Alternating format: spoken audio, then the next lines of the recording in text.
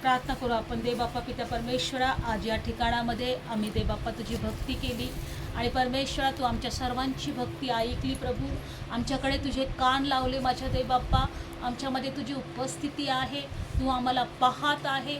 आम्ही त्यासाठी धन्यवाद देतो. धन्यवाद आज परमेश्वरा देव बाप्पा आम्ही म्हणतो की आज आम्ही या ठिकाणी जे काही वचन घेतलं प्रभू, येस लॉर्ड, आजच्या वचनाद्वारे सुद्धा तुझ्या लेकरांना आशीर्वाद दे. येस आमेन, विशेष मला कृपा करू, आमेन. मला सहाय्य कर. येस आणि जे कोणी ऐकतील प्रभू प्रत्येकाला आशीर्वाद दे. प्रभू येशूच्या नावात प्रार्थना करतो. आमेन. Praise Lord. हालेलुया. येशू मसीह की जय. Thank you Jesus. आज आपण वचनामध्ये पाहणार आहोत की देवाची नजर आपल्याकडे आहे. हालेलुया. बघा, बायबल सांगतं कर्नल्य नावाचा एक मनुष्य होता आणि बायबलमध्ये दिलेला आहे का तो देवाचा भय धरणारा होता. करीन आपण प्रेषितांचं कृत्य 10व्या अध्यायामध्ये जाऊया. प्रेषित 10व्या अध्यायामध्ये आज आपण एकच शिकत आहोत का देवाची नजर आपल्याकडे आहे. आमेन. तो आम्हाला कधी सोडत नाही, कधी टाकत नाही. या वचनातून एक गोष्ट आपण पाहत आहोत की स्वर्गातला कॅमेरा आपल्याकडे आहे. आमेन. Praise Lord. हालेलुया. आज आपण काय बघत आहोत? स्वर्गातला कॅमेरा आपल्या जवळ आहे. स्वर्ग प्रत्येक गोष्टींची नोंद घेत आहे. आमेन. आपल्या प्रत्येक गोष्टींची काय घेत आहे? नोंद घेत आहे. नोंद घेत आहे. म्हणून आपण विश्वासाने आपण देवाच्या पायाजवळ बसलो पाहिजे, देवाची भक्ती केली पाहिजे. आपण प्रेषितांचं कृत्यामध्ये 10व्या अध्यायामध्ये पाहूया. प्रेषित 10व्या अध्यायामध्ये या वचनामध्ये आपण पाहत आहोत की बायबलमध्ये दिलेलं आहे. काढूया आपण वचन. 10वा अध्याय काढलं सर्वांनी? येस. बघा, बायबल सांगतं कर्नल्य नावाचा मनुष्य परमेश्वराचा भय धरणारा होता, त्याच्या सर्व कुटुंबासह भिणारा होता, देवाचं भय धरणारा होता. आणि बायबल सांगतं एकदा त्या परमेश्वराने त्याची भेट घेतली. काढूया आपण वचन 10वा अध्याय. कैसरियामध्ये कर्नल नावाचा कोणी एक पुरुष, इटली म्हटलेला पलठणीतला शतपती होता. तो भक्तिमान, आपल्या सर्व कुटुंबासह देवाला भिणारा होता. तो कसा होता? भक्तिमान होता. कसा होता? भक्तिमान आणि देवाला भिणारा आणि लोकांस पुष्कळ दानधर्म करणारा, कारण तो श्रीमंत होता. सर्वदा देवाची प्रार्थना करणारा असा होता. पण तो सर्वदा देवाची प्रार्थना करणारा होता. कसा होता तो? सर्वदा देवाची प्रार्थना हा. करणारा. आणि त्याने दिवसाच्या सुमारे 9व्या ताशी प्रत्यक्ष दृष्टांतात असे पाहिले की देवाचा दूत आपल्याकडे येत आहे आणि आपणास कर्नल्य असे म्हणत आहे. तेव्हा तो त्याच्याकडे दृष्टी लावून भयभीत होऊन म्हणाला, प्रभू काय आहे? मग तो त्याला म्हणाला, तुझ्या प्रार्थना, तुझे दानधर्म देवाकडे आठवणीसाठी वर गेली आहे. आमेन. Praise Lord. हालेलुया. बघा, या ठिकाणी एक गोष्ट परमेश्वर आपल्याला दाखवत आहे की तो प्रार्थना करत असताना काय झालं? देवाचा स्वर्गातला दूत त्याच्याकडे आला आणि देवाच्या दूताने त्याला हाक मारली. कर्नल्य. तो म्हटला, काय प्रभू? तर तुझ्या प्रार्थना आणि तुझे जे काही तू करत आहे, जे काही भक्तिमान जीवन तू जगत आहे, देवाच्या आठवणीसाठी. कशासाठी? देवासमोर आठवणीसाठी. देवासमोर आठवणीसाठी वर गेले आहे. आमेन. म्हणून जेव्हा जेव्हा आपण प्रार्थना करतो, जेव्हा जेव्हा आपण एकत्र येतो, जेव्हा जेव्हा आपण देवाची भक्ती करतो, आठवणीसाठी देवाकडे जातात. कुठे जातात? देवाकडे आठवणीसाठी.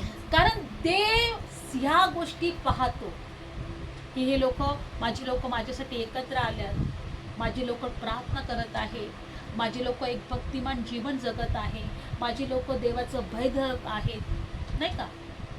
आणि म्हणून देव त्याची आठवण करतो. म्हणून मी म्हटलं, आपल्या सगळ्या गोष्टींची नोंद स्वर्गात केली जाते. आमेन.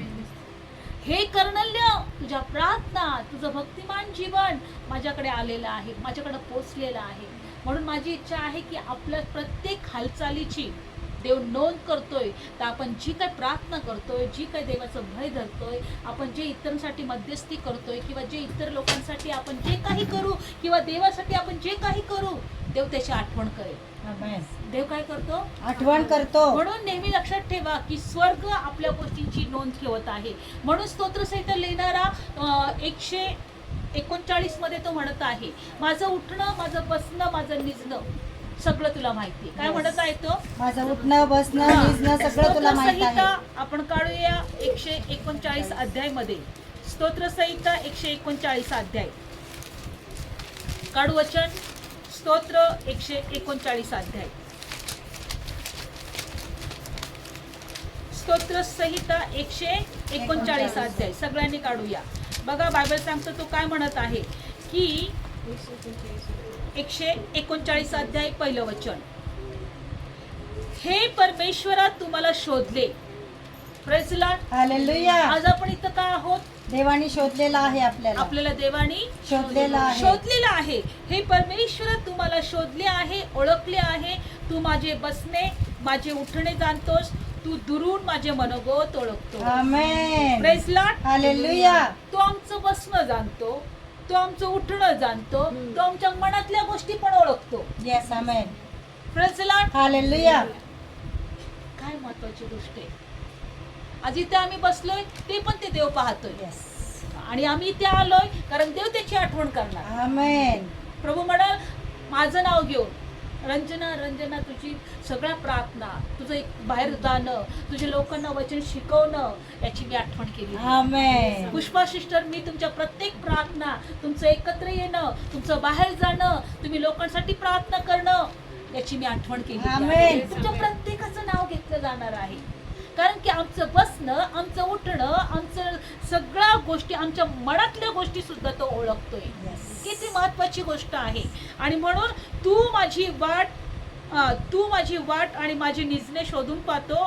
माझे सर्व मार्ग तुला ठाऊक आहे. आमेन. आणि पहा, जे पूर्णपणे जाणत नाही असं एकही वाक्य माझ्या जिभेत नाही.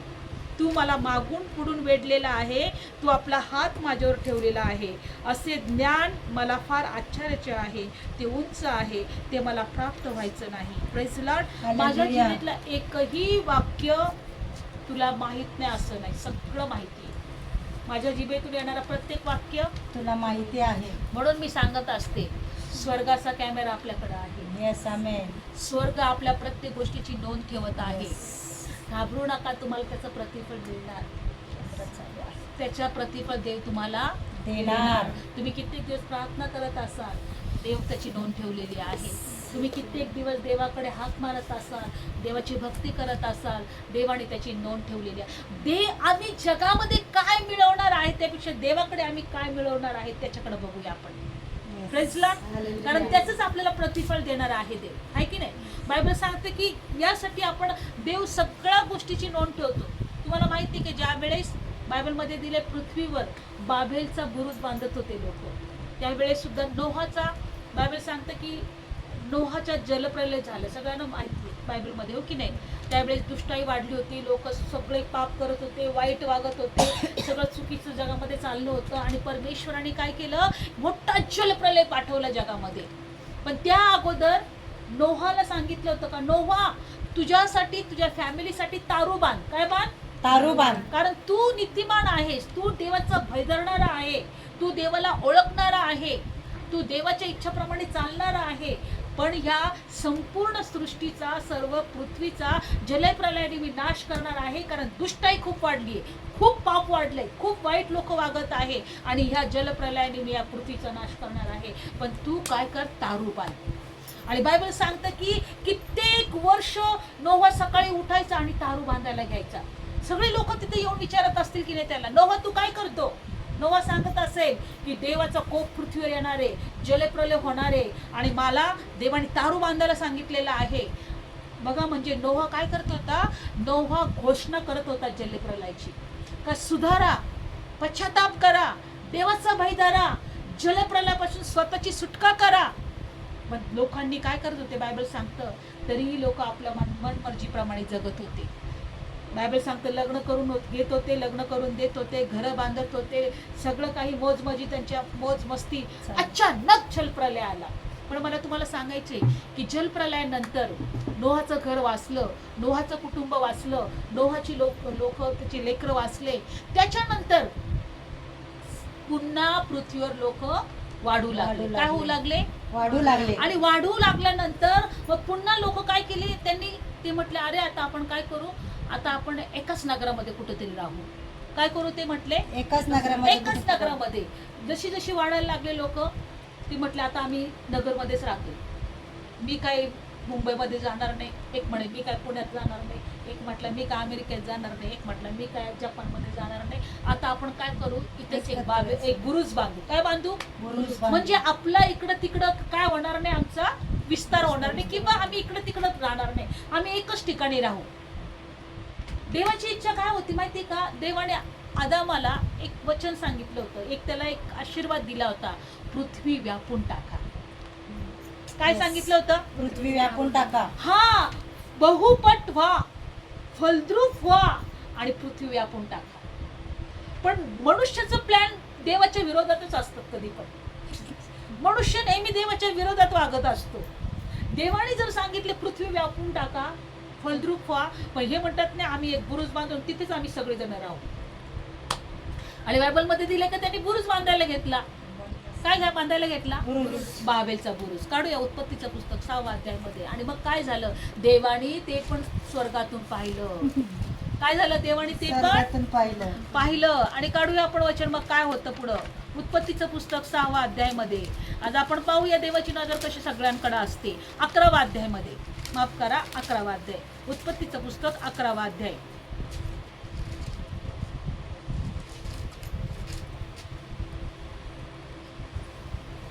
सारी पृथ्वी एका भाषेची आणि एका बोलीची होती.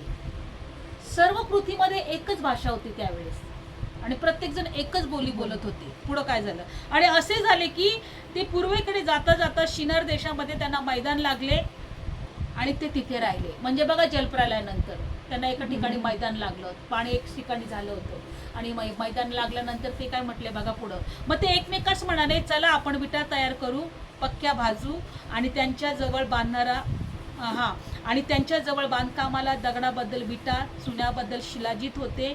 आणि ते म्हणाले आपण सर्व पृथ्वीच्या पाठीवर पांगू नये म्हणून आपण आपल्यासाठी एक नगर ज्याचे शिखर आकाशाला लागेल असं एक बुरुज बांधू आणि आपण आपलं नाव करू.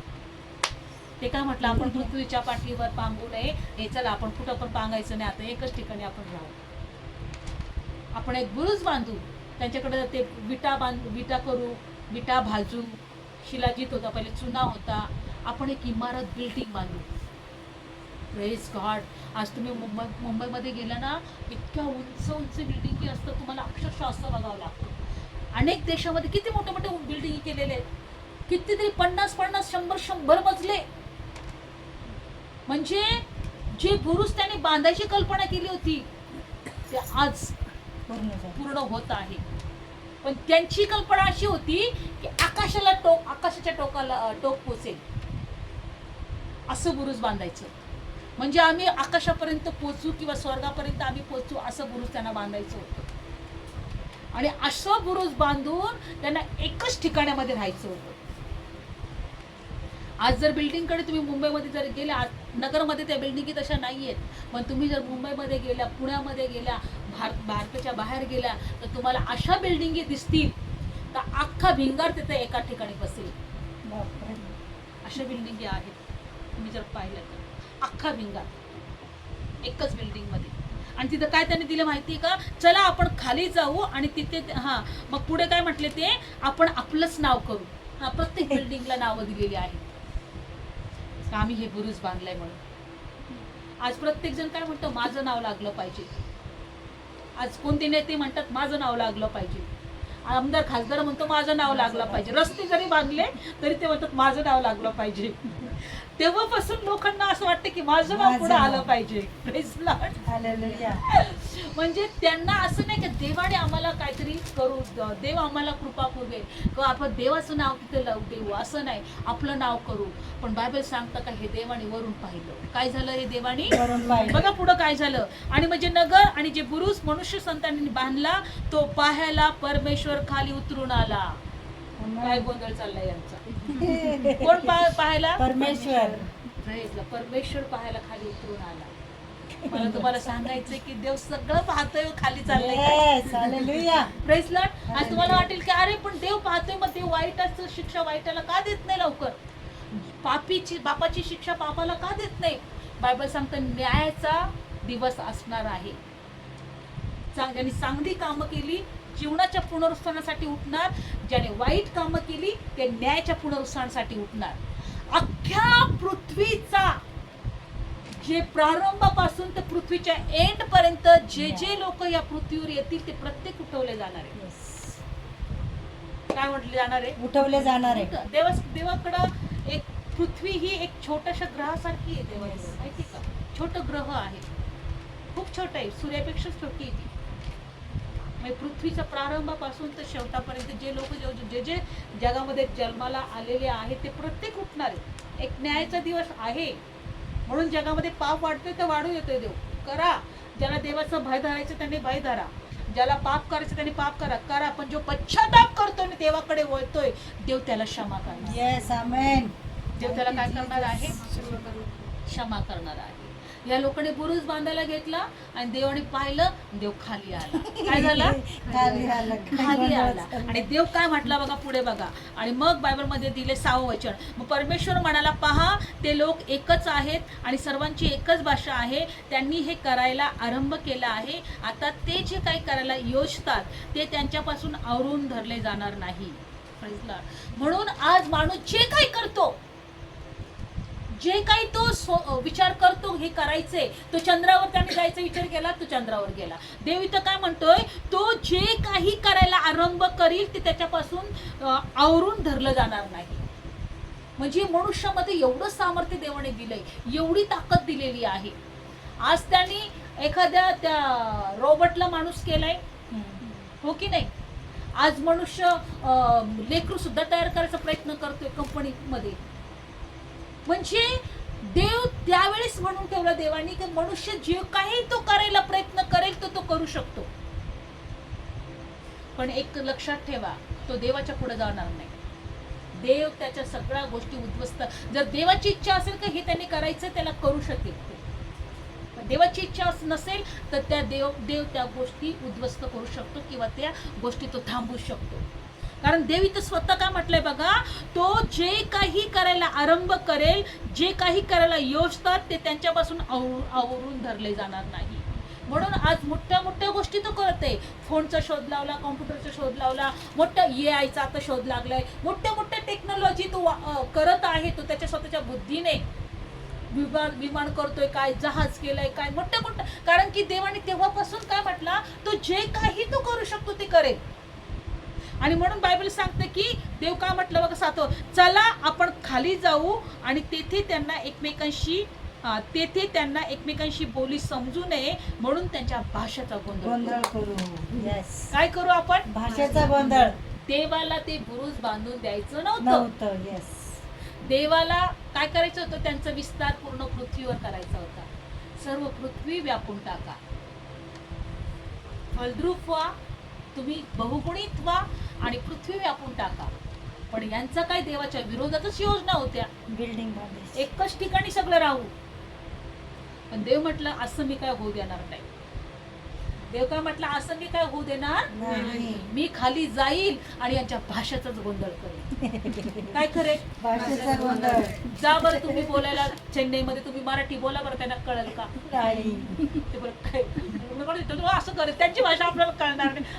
अरे काय बोलतायत? चेन्नई कन्नड भाषा बघा, ती मद्रासी भाषा, ते तुमच्याशी बोलले तर तुम्हाला गोंधळात पडाल तुम्ही. ते म्हणत, बाबा मला महाराष्ट्रातच जाऊ दे, माझे लोक तिथं माझे लोक आहेत, आम्ही एकमेकांबरोबर चांगलं बोलतोय. इतकं गोंधळ होईल, आहे की नाही? तर त्यावेळेस त्यांनी ती बुरुज बांधताना ते म्हणत असेल, ए वीट दे रे, तर दुसरंच काहीतरी देत असेल. ए वाळू दे रे, तो विटच देत असेल. तो म्हणतो, अरे तू मला काय बोलतोय, मला समजत नाही, मी बोलतोय काय तुला समजत नाही. आणि मग त्यांचं बायबलमध्ये दिलंय, परमेश्वराने त्यांच्या भाषेचा काय केला? गोंधळ केला. आणि बायबलमध्ये दिलेलं आहे की ते बाबेलचा अर्थ आहे गोंधळ. बाबेलचा बुरुज म्हणजे इथं देवाने गोंधळ केला त्याचा बुरुज.